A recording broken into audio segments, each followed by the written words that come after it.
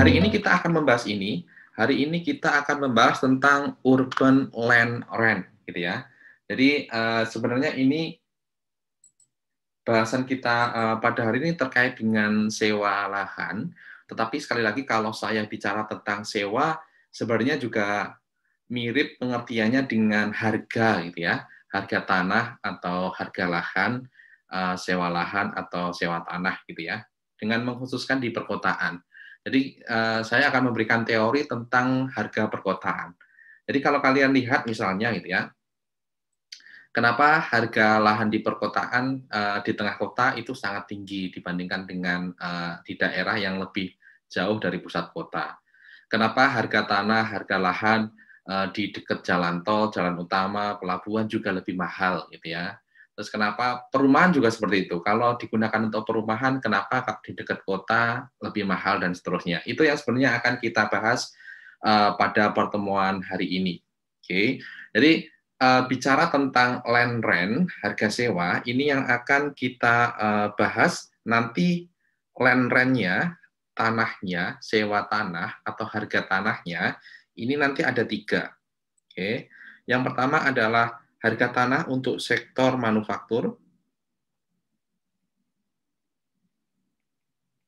kemudian harga tanah untuk sektor perkantoran atau office gitu ya, istilahnya.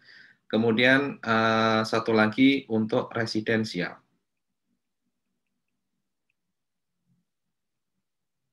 Jadi kita akan membahas ini. Sebelum kita membahas lebih jauh, saya akan memberikan satu prinsip yang akan selalu kita gunakan saat kita membahas harga tanah ini, land rent ini. Oke, tapi sebelum ke situ, sebenarnya produk utama kita nanti ini adalah apa yang sebenarnya telah kita sebut gitu ya. Nanti kita akan membahas bid rent curve. Oke, bid rent curve, yaitu kurva yang menggambarkan hubungan antara land rent dengan jarak gitu ya. Ini yang yang akan kita bahas pada hari ini. Bagaimana bid rent curve untuk manufaktur, bagaimana bid rent curve untuk perkantoran, dan bagaimana bid rent curve untuk residensial gitu ya. Nah, sekali lagi prinsip yang akan kita gunakan pada pembahasan kali ini, prinsip utamanya ini apa yang kita sebut sebagai leftover principle. Oke, leftover principle. Nah, leftover principle itu apa? Sesuai dengan namanya, leftover gitu ya, sisa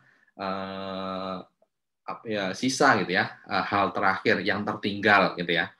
Jadi asumsi kita adalah bahwa pasar di dalam perekonomian ini, perekonomian untuk tanah gitu ya, dengan produk tanah ini adalah competition, perfect competition. Jadi konsekuensinya apa? Konsekuensinya adalah economic profit-nya itu 0 ya.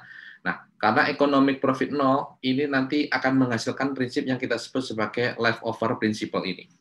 Oke, jadi saat economic profit-nya itu adalah 0, dan kita tahu bahwa economic profit ini adalah revenue dikurangi dengan total cost gitu ya, ini sama dengan 0. Kalau kita jabarkan, maka ini adalah revenue dikurangi cost selain sewa tanah. Oke, kemudian dikurangi dengan sewa tanah gitu ya, atau land rent-nya gitu ya. Ini akan sama dengan 0. Jadi menurut prinsip leftover principle ini, maka land rent ini rumusnya adalah revenue, total revenue dikurangi dengan cost selain sewa tanah. Jadi ini adalah prinsip yang akan kita gunakan sampai dengan nanti waktu kita membahas ketiga sektor tersebut. Sektor manufaktur, sektor perkantoran, maupun sektor residensial. Nah, cost selain tanah ini bervariasi gitu ya. Oke, nanti kalau saya bicara tentang manufaktur misalnya. Jadi untuk manufaktur, nanti kita akan membahas bahwa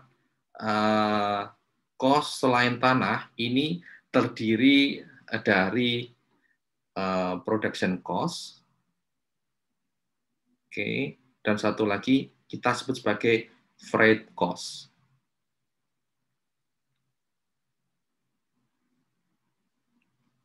Oke, jadi ada production cost, ada freight cost. Freight cost ini adalah biaya angkut dari perusahaan ke mana gitu ya, ke jalan utama dan sebagainya gitu ya.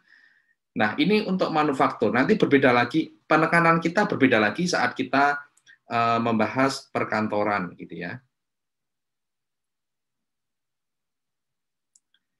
Kalau di sini yang utamanya adalah freight cost, kalau manufaktur tadi utamanya adalah freight cost, kalau di sektor perkantoran, nanti yang utamanya kita sebut sebagai travel cost. Pak, izin untuk record, Pak. Oh iya, oke. Siapa? Novanto Satrio, Pak. Novan aja, oke.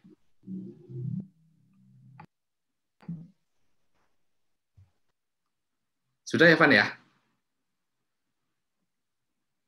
Iya, Pak, sudah, Pak. Oke. Jadi sekali lagi, yang utama nanti, kalau di perkantoran, ini adalah travel cost. Oke. Dan nanti kalau untuk residensial, walaupun nanti kayaknya pembahasan kita pada hari ini nggak sampai residensial ini ya. Residensial. Ini yang utama nanti, cost-nya adalah commuting cost. Nanti kita uraikan di belakang. Inilah cost-cost yang perlu dipertimbangkan di sini, gitu ya. Nah, untuk manufaktur, ciri yang lain terkait dengan manufaktur gitu ya. Tujuan kita sekali lagi adalah untuk membentuk bit rent curve. Kita tahu bit rent curve. Ini sekarang kita akan membahas bit rent curve untuk manufaktur. Oke. Bit rent curve ini adalah rent, ini adalah distance. Nah, ciri utama manufaktur, pemusatan terhadap manufaktur, di mana pusat ini dianggap sebagai yang mempunyai sewa tertinggi di manufaktur, itu bukan di pusat kota. Yang perlu diingat ya, bukan di pusat kota. Tetapi di sini adalah, misalnya adalah highway, kemudian pelabuhan misalnya, dan seterusnya. Intinya apa? Intinya pemusatan untuk kegiatan manufaktur itu adalah di dekat jalan utama raya lintas daerah. Gitu ya. Karena apa? Karena memang barang ini akan dibawa biasanya tidak untuk mencukupi kota itu sendiri, tetapi juga untuk didistribusikan, dikonsumsi oleh daerah lain, gitu ya. Jadi pemusatannya adalah di highway. Oke, saya ngambil contoh untuk manufaktur. Nanti yang akan kita peroleh bit rent curve-nya adalah seperti ini. Oke, di pusat kota ini bit rent curve-nya, bit rent curve. Di pusat kota itu akan mempunyai rent paling tinggi. Kenapa? Karena di pusat kota akan mempunyai freight cost yang minimal. Tidak perlu mengangkut barang dari perusahaan itu ke jalan utama. Karena apa? Karena memang letaknya sudah di jalan utama, gitu ya. Nah, semakin jauh dari jalan utama, maka land rent-nya akan semakin tinggi karena dikompensasi oleh freight cost yang lebih tinggi. Jadi ingat, prinsip kita adalah prinsip leftover principle. Jadi harga tanah, sekali lagi, yang saya awan berwarna orange ini, left principle adalah land rent. Land rent itu adalah revenue dikurangi cost lain sewa tanah. Jadi kalau kita jabarkan mungkin gitu ya, revenue dikurangi dengan production cost, dikurangi dengan freight cost. Oke. Saat freight cost-nya minimal, contohnya adalah di dekat jalan raya tadi, maka land rent-nya adalah hanya revenue dikurangi dengan production cost. Revenue dan production cost dianggap sama di semua tempat. Jadi yang membedakan adalah freight cost-nya. Biaya angkut output dari perusahaan itu ke jalan utama. Jadi kalau letaknya di jalan utama, freight cost-nya 0, tinggal revenue dikurangi production cost. Itulah land rent-nya, harga tanahnya, sewa tanahnya. Semakin dia menjauhi highway, contohnya di sini, ya, semakin dia menjauhi highway, maka dia memerlukan freight cost. Jadi nilai dari land rent-nya, revenue, dikurangi production cost, dikurangi freight cost-nya, itu akan lebih sedikit land rent-nya. Jadi kenapa semakin menjauhi pemusatan, dia land rent-nya semakin rendah, gitu ya. Itu untuk manufaktur. Oke. Kita nanti akan membahas juga selain manufaktur, kita juga akan membahas perkantoran, dan kita juga akan membahas residensial. Tetapi gambarannya seperti itu. Sekali lagi, yang perlu kita tekankan di sini adalah yang kita gunakan, kita sebut sebagai leftover principle. Oke. Kemudian pemusatannya berbeda-beda. Kalau manufaktur, pemusatannya ada di highway atau pelabuhan. Berbeda kalau kita misalnya membuat untuk perkantoran, bid rent curve untuk perkantoran, ini untuk perkantoran misalnya, ini rent, ini distance, titik nolnya untuk perkantoran ini adalah CBD gitu ya, pusat kota. Oke. Nah, kalau residensial nanti akan terpecah menjadi dua pemusatannya. Oke. Ada yang di dekat manufaktur, ada yang di dekat perkantoran. Kenapa seperti itu? Karena residensial, perumahan, itu dianggap dia akan memusat ke tempat keluarga itu bekerja. Orang itu akan bekerja kalau nggak di manufaktur, ya di perkantoran. Jadi pemusatan untuk residensial, ya di dekat tempat kerja, perkantoran, atau di dekat manufaktur. Ya. Oke, itu adalah prinsip kita. Nanti akan kita lihat. Nanti akan kita lihat, misalnya bid rent curve di perkotaan akan berbentuk seperti ini. Kenapa cekung seperti itu? Terus untuk manufaktur juga nanti bentuknya akan cekung gitu ya. Sorry. Untuk manufaktur juga bentuknya nanti akan cekung. Akan cekung seperti ini. Nanti kenapa seperti itu nanti akan kita lihat gitu ya di pembahasan kita. Oke, itu pengantar saja yang akan kita bahas pada hari ini. Target kita mungkin karena waktunya sudah mepet, kita hanya membahas bid rent curve untuk manufaktur saja. Yang untuk perkantoran, yang untuk residensial nanti saya pending di hari Jumat atau Sabtu, ya. Oke, next. Oke, ini pendahuluan, nanti slide-nya bisa dibaca sendiri. Oke, prinsip yang digunakan sekali lagi, prinsip yang kita gunakan adalah leftover principle, gitu ya. Oke. Harga tanah sewa merupakan sisa, merupakan leftover, merupakan sesuatu yang tertinggal, gitu ya, dari revenue dikurangi cost-cost selain sewa tanah. Untuk memberikan gambaran bagaimana prinsip ini bekerja, kita punya kasus ini. Misalnya adalah suatu tanah dengan karakteristik yang berbeda. Yang satu tanahnya fertility, kesuburannya tinggi, yang kedua adalah kesuburannya rendah. Oke. Aspek lain dianggap sama, tempatnya sama, letaknya sama, di dekat jalan atau enggaknya mungkin sama, kemiringan topografinya mungkin sama, dan seterusnya sama. Yang membedakan adalah dia fertil sama yang enggak fertil. Nah, dari leftover principle kita akan tahu bahwa nanti bid rent harga sewanya untuk yang fertility-nya tinggi itu akan lebih mahal. Oke, kita lihat contoh kita ini. Ini ada dua jenis tanah. Yang pertama adalah low fertility, yang kedua adalah high fertility. Oke. Dia digunakan untuk memproduksi jagung dengan harga jagung yang sama, yaitu $10. Oke, harga jagungnya sama. Tetapi karena kesuburannya beda, produktivitasnya berbeda. Yang low fertility tadi hanya menghasilkan 2 unit, gitu ya, mungkin 2 ton dan sebagainya, tapi kita sederhanakan menjadi 2 unit. Yang high fertility lebih tinggi, yaitu 4 unit.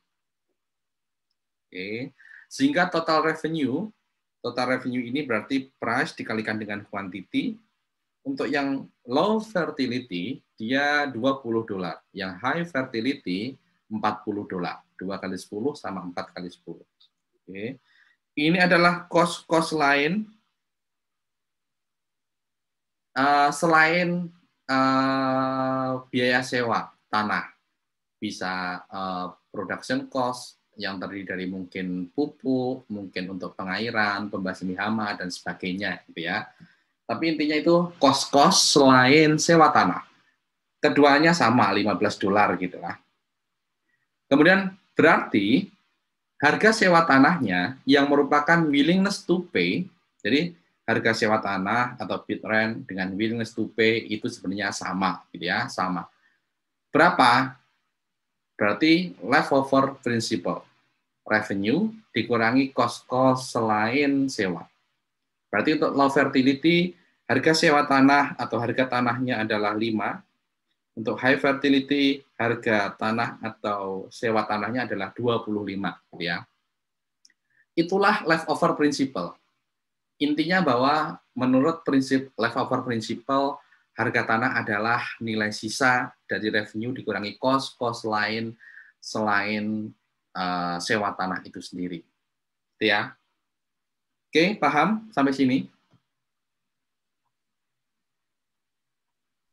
Paham, Pak. Paham, Pak. Sip.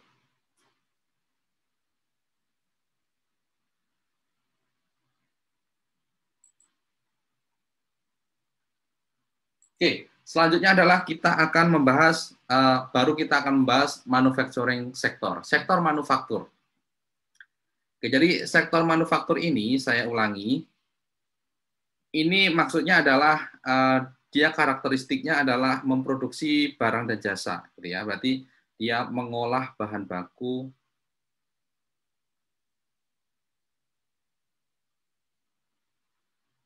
menjadi barang dan jasa. Pokoknya dia memproduksi barang dan jasa.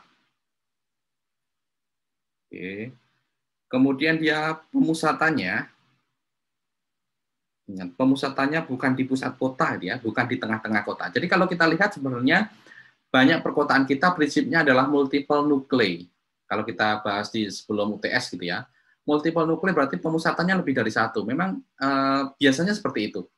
Di tengah-tengah kota pasti jarang atau tidak ada perusahaan, gitu ya. Perusahaan pasti ada di luar kota, gitu ya. Baik karena masalah lingkungan ataupun utamanya adalah karena memang jauh dari jalan utama lintas kota atau lintas provinsi, gitu ya. Jadi biasanya dia akan mendekati jalan utama ini, baik pelabuhan, mungkin jalan tol, yang highway tadi dan sebagainya, gitu ya. Oke, jadi pusatnya adalah di jalur transportasi.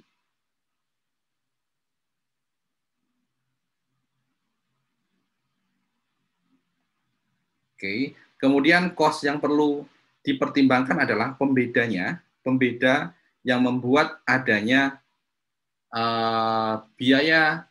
membuat sewa lahannya itu beda. Ini adalah yang kita sebut sebagai freight cost atau transportation cost lah. Cost angkut. Karena freight cost-nya yang berbeda-beda membuat sewa tanahnya juga akan berbeda-beda. Secara teori seperti itu. Oke, kita mulai pembahasan kita. Oke, sekali lagi yang paling mempengaruhi bid rent for land untuk sektor manufaktur adalah ini, biaya angkut. Ini yang paling utama. Oke, biaya angkut ini. Oke. Nah, kalau semakin dekat dengan pasar atau jalan utama, semakin besar willingness to pay dan bid rent-nya. Ini nanti akan kita tunjukkan dengan bid rent curve gitu ya. Oke, sekali lagi ini yang paling utama adalah di biaya angkut. Semakin dekat dengan jalur transportasi, sebenarnya bukan pasar ya, lebih utama di jalur transportasi, maka land rent-nya akan semakin tinggi gitu ya. Dan sekali lagi kita akan membuat bid rent curve atau bid rent function. Oke. Oke. Untuk memberikan contoh bagaimana perbedaan biaya sewa tanah untuk manufaktur ini, Kenapa freight cost-nya berpengaruh sangat penting? Kita akan mempelajari kasusnya seperti ini. Oke. Misalnya ada perusahaan, dia memproduksi sepeda. Oke. Perusahaan itu atau pabrik itu mengokupasi, sekali lagi, mengokupasi 2 hektar lahan. Ingat, 2 hektar lahan untuk beroperasi. Oke. Setiap tahun dia menghasilkan 5 unit dengan harga 50. Jadi di sini kita tahu bahwa revenue-nya berapa? Menghasilkan 5 sepeda, harganya 50. 250. Oke, ini adalah revenue-nya. Biaya produksi selain sewa tanah dan freight cost. Jadi produk kita anggap sebagai production cost deh. Oke. Production cost-nya adalah 130. Oke.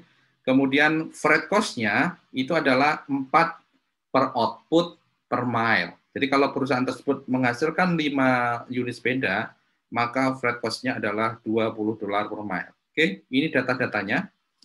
Kemudian kita bikin tabel untuk menggambarkan atau untuk memperoleh land rent-nya. Gambarnya seperti ini. Oke.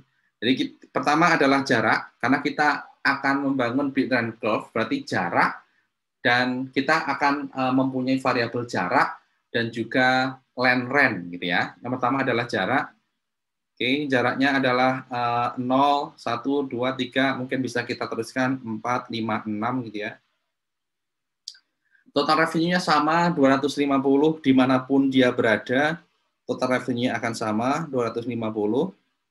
Ini adalah non-land production cost-nya 130, di semua tempat adalah sama.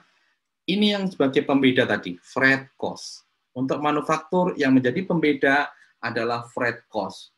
Dan inilah pemicu perbedaan sewa tanah untuk kegiatan manufaktur, ya. Oke. Freight cost-nya adalah kita tadi $20 per mile. Jadi untuk distance 0 berarti 0, dan seterusnya tinggal dikalikan 20. Kalau 4 ini berarti 80, ini berarti 100, dan ini berarti 120. Willingness to pay for land, ini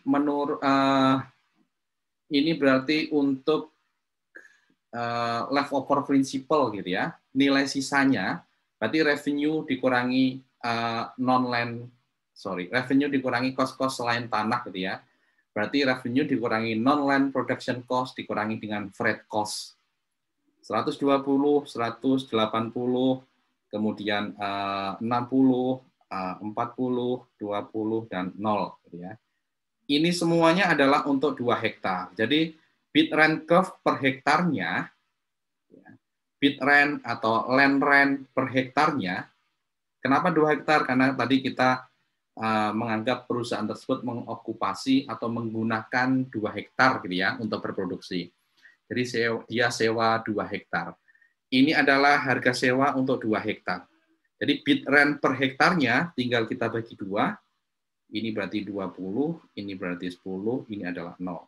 Nah, dari sini kita sudah mempunyai 2 variabel yang bisa kita gunakan buat gambar gitu ya. Buat menggambar bit rent curve. Oke, kita masukkan ini sumbu vertikalnya adalah land rent. Oke, dan sumbu horizontalnya adalah distance gitu ya dari pemusatan, dan ini pemusatannya adalah highway gitu ya. Tinggal kita masukkan tadi saat dari highway-nya 0, jaraknya 0, dari highway dia 60, saat jaraknya 1 dia 50, saat jaraknya 2 dia 40, dan seterusnya saat jaraknya 6 dia 0, kita hubungkan, kita memperoleh bit rent curve gitu ya, bit rent curve per hektar. Oke, gitu ya. Itulah kita akan tahu bit rent curve untuk sektor manufaktur ya. Jadi prinsipnya seperti itu. Sekali lagi prinsipnya adalah leftover principle. Sekarang kita latihan soal. Ini sebenarnya adalah yang untuk manufaktur gitu ya. Ini untuk bit rent untuk karakteristik dari manufacturer sector. Oke. Silakan dilihat soalnya dan dikerjakan dulu.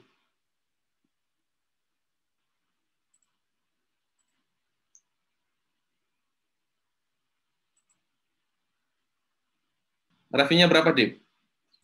800, Pak. 800. Oke. Nah, ini revenue-nya dimanapun dia berada akan sama ini ya, 800. Oke. Production cost-nya ini adalah 200. Oke. Production cost-nya sama, 200. Freight cost-nya ini adalah freight cost-nya kalau yang jaraknya 0 berapa, Alivia? 0, Pak. 0. Oke. Nggak ada freight cost. Sip. Untuk yang jaraknya Joshua, yang untuk jaraknya 1, berapa freight cost-nya? Ganti. 120, Pak. 120. Oke. Oke, 120. Jadi biayanya tadi adalah 12 dikalikan dengan berapa ton, dia 10 dikalikan dengan jaraknya gitu ya. 1. Oke.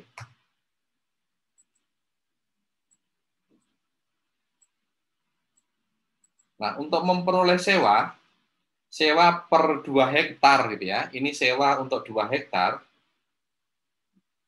Elena, rumusnya apa nih kira-kira? Sewa untuk 2 hektar, Elena? Pak, tapi freight cost-nya bukannya harus dikaliin sama jaraknya juga ya, Pak? Oh iya, saya tadi belum ya. Oke, sorry. Seharusnya dikalikan dengan ini. Oke, terima kasih. Saya perasaan tadi udah mengalihkan, tapi kok nggak berubah ternyata. Oke. Gitu ya. Sudah benar sekarang ya? Sudah oke ya? Oke. Sekarang sewa, balik lagi ke Elena. Elena, untuk mencari sewa. Oke, kenapa ada kuning-kuningnya ya?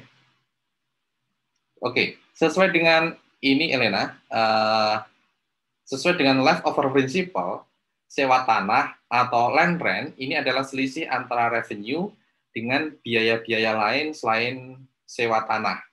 Ya. Jadi kalau sewa tanah untuk 2 hektar karena dia mengokupasi 2 hektar, maka rumusnya adalah revenue dikurangi dengan production cost dikurangi dengan freight cost, ya. Jadi sekali lagi sewa tanah itu adalah selisih antara revenue dengan semua biaya selain sewa tanah itu sendiri. Kalau di sini ada 2 gitu ya, production cost dan freight cost. Oke. Ini adalah sewa tanahnya, 600 gitu ya. Kita tarik ke bawah, yang lain juga akan mengikuti seperti ini. Oke. Dan ingat, ini adalah sewa tanahnya untuk 2 hektar. Kalau untuk per hektar berarti kita bagi dengan 2 gitu ya. Oke. Oke, seperti ini. Jadi kalau tadi untuk jarak yang 3 tadi saya tanya, 3 jawabannya adalah 120 gitu ya. Semuanya benar tadi jawabannya. Oke, seperti itu. Dan ini adalah bitrate curve-nya seperti ini. Tinggal kita gambarkan saja ini ya. Ini distance dan ini adalah sewanya untuk sewa 1 hektarnya. Gitu ya. Oke, seperti itu. Kalau ada pertanyaan silakan.